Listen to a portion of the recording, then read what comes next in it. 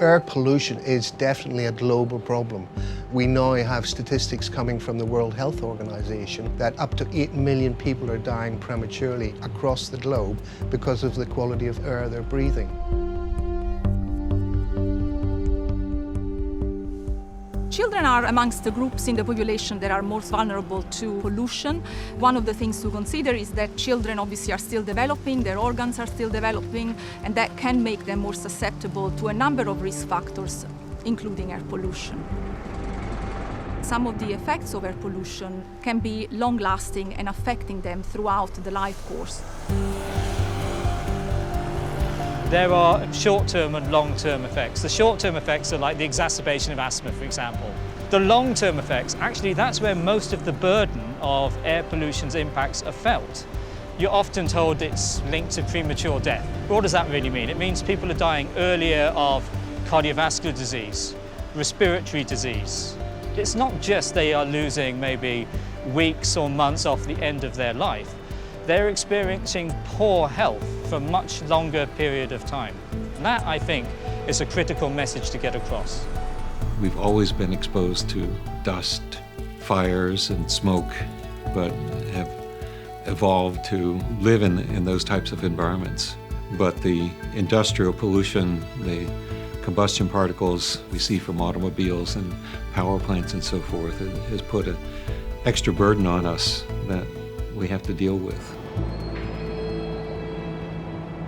We've had a lot of work done since the mid-90s on ambient pollution, outdoor pollution.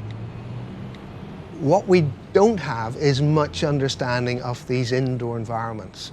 We're spending 90% of our time indoors, so that environment is potentially having a much bigger effect on our health than it would have done in previous generations. Most people, when they get home, they shut their front door. When they get inside, they think they're in a sort of safe haven. And actually, it's quite the opposite, potentially, because the outdoor air pollution problems actually migrate indoors, so you see the same pollutants going into a home. And then there's the pollution events that you actually generate yourself when you're at home.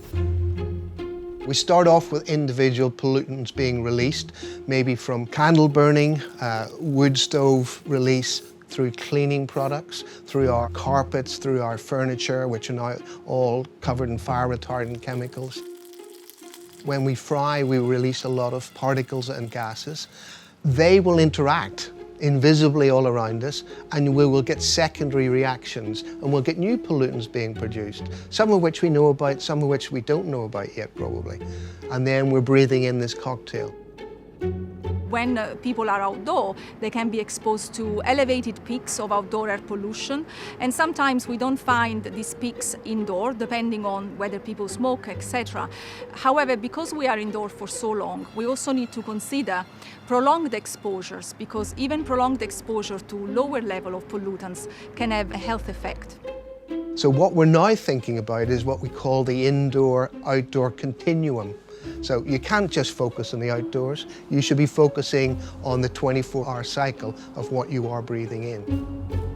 The important thing to do in terms of urgency is to do a very representative campaign of indoor air quality levels in representative homes and schools to get a better sense of the levels of exposures across different types of buildings and populations. I think there's a real understanding of this sort of massive problem of air pollution, but it's not an easy problem to fix. I mean, the sources of it are so widespread, you can't just turn it all off at once. So the more information we get about it, the impact it has on people, how we can resolve some of those issues, the better position we're in, I think. There's so many variables, and it could almost seem like it's an impossible problem to sort of unpick. But there are things we can do. There is definitely evidence which shows that pollution from traffic is very harmful to human health. So focus on traffic.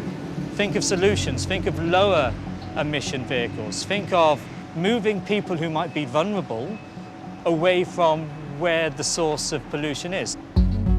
The most simple solution is increasing ventilation if you can, especially if you think the outdoor air is clean enough.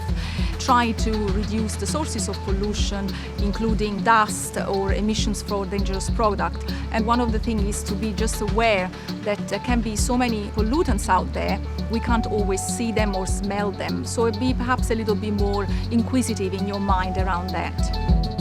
In places where air pollution has gotten better, we can see improvements in life expectancy and the quality of life. And this is an important concept because it does suggest that these effects are reversible. One of the things you can do is educate. There are increasingly mobile phone apps which allow you to look at the pollution within your city and almost reimagine the way you move around the city to reduce your pollution exposures. And that, I suppose, is a little bit empowering. For us, the sort of focus on meaningful action in terms of awareness and education is absolutely crucial. And so working with leading scientists in the field of air quality, air pollution is critically important to helping us achieve that and support that.